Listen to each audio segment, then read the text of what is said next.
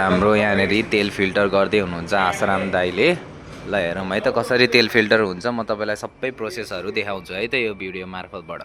पहिला सुरुमा चाहिँ हामीले यसरी यसलाई अन गर्नुपर्ने हुन्छ। यो अन भइसक्यो, थिचिसकेको छ है। हामीले अन गर्नुपर्छ। यो चाहिँ अफ बटन हो।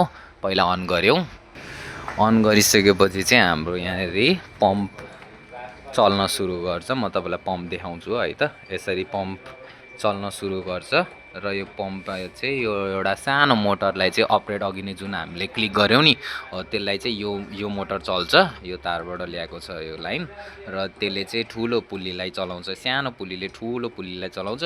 अनि त्यो ठुलो पुल्लीको नि सानो पुल्ली छ यहाँ, त्यसले अर्को ठुलो पुल्लीलाई यसले चाहिँ गर्दाखेरि चाहिँ रेभोल्युसन यो आरपिएमलाई चाहिँ कम गर्न मद्दत गर्छ, जसले गर्दाखेरि पम्पलाई चाहिँ हैन बिस्तारै चल्नलाई र सेफली चल्नको लागि चाहिँ मद्दत गर्छ। र अहिले चाहिँ यहाँ तपाईँको पम्प रन भइरहेको छ। तपाईँले देख्न सक्नुहुन्छ तेल पनि तपाईँको यहाँबाट माथि जाँदैछ। पम्प गरिरहेछ यसले है। अलिअलि लिक हुन्छ, त्यो भएको कारणले हामीले अलिकति यहाँनिर राखेको छौँ। र ल हेर्नुहोस् है त। अब पहिला तपाईँलाई फिल्टरले कसरी चाहिँ तेल निकाल्छ भन्नु अगाडि म तपाईँलाई दुईवटा हाम्रो ट्याङ्की देखाउन जाँदैछु। यो चाहिँ पहिलो ट्याङ्की छ है। यो पहिलो ट्याङ्कीबाट चाहिँ त्यहाँबाट चाहिँ तेल यसरी यहाँनिर पास हुन्छ।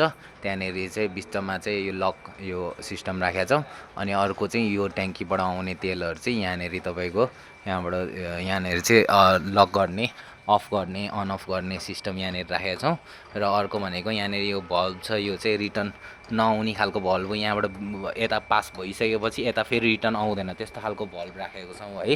यता पनि त्यस्तै राखेको छौँ। यो हामीले चाहिँ यो नहोस् भनेर, फेरि रिटर्न नआओस् भनेर, तेल रिटर्न नआओस् भनेर राखेको छौँ।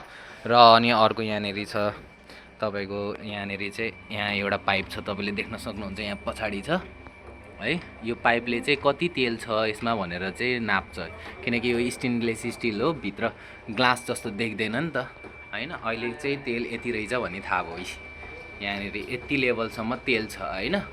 भनेपछि यति लेभलमा चाहिँ सबै यो पनि यति लेभलमा छ, त्यो पनि यति लेभलमा छ तेल भनेर थाहा भयो है। यो भयो हाम्रो ट्याङ्कीको विवरण हैन।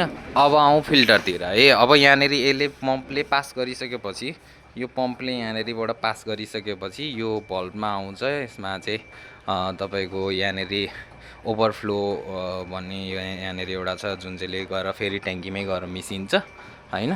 र अनि अर्को चाहिँ यहाँनिरबाट यो च्याम्बरबाट गएर चाहिँ यो तपाईँको प्लेटहरूमा जाने गर्छ है। ल तपाईँले देख्न सक्नुहुन्छ। अब यो चाहिँ हामीसँग यत्रो मोटो यो कपडा छ, जुन चाहिँबाट चाहिँ तेल छानेर निक्लिने गर्छ। र यहाँनिर तपाईँले देख्न सक्नुहुन्छ यो छानेर चाहिँ तपाईँको चाहिँ तेल यसरी त्यो यो प्यासेज वे जुन चाहिँ छ यहाँनिर चाहिँ खाली हुन्छ। यहाँनिर बिचमा खाली हुँदैन, यतापट्टि र यतापट्टि खाली हुन्छ, दुईवटा ठाउँमा खाली हुन्छ हैन। अनि योबाट छानेर आउँछ नि त।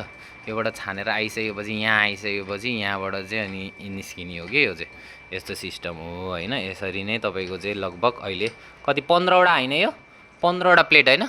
अहिले चाहिँ हामीले 15वटा प्लेट हालेको छौँ हैन।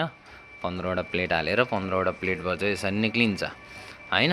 अनि निक्लिसकेपछि चाहिँ अब यहाँनिर तपाईँको आएर चाहिँ यसरी निक्लिने गर्छ तेल चाहिँ। ल हेर्नुहोस् है, यसरी तेल निक्लिन्छ।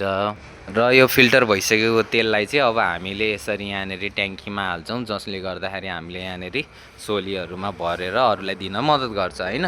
र हामीले चाहिँ यसरी प्याक गरेर पनि हामीले ठाउँमा पुर्याउँछौँ। काठमाडौँ, विराटनगर र झापा हैन, कहाँ आउँछ त्यसरी पुर्याउँछ है त। ल हेर्नुहोस्,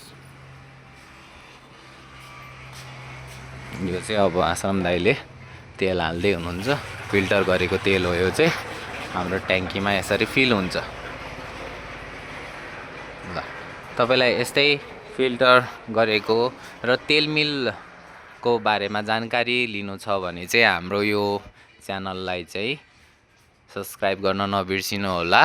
र यो युट्युब च्यानलमा चाहिँ म यस्तै तेल मिलको बारेमा जानकारीहरू ल्याउने छु। र हाम्रो तेल मिलको नाम छ श्री प्राणनाथ तेल मिल। यो चाहिँ चितवनमा हाम्रो छ। र तपाईँले यसरी फिल्टर भएको देखिसक्नु भएको छ। यसरी चाहिँ हामीले फिल्टर गर्न सक्छौँ। यो चाहिँ हाम्रो फिल्टर युनिट हो है। ल हेर्नुहोस्।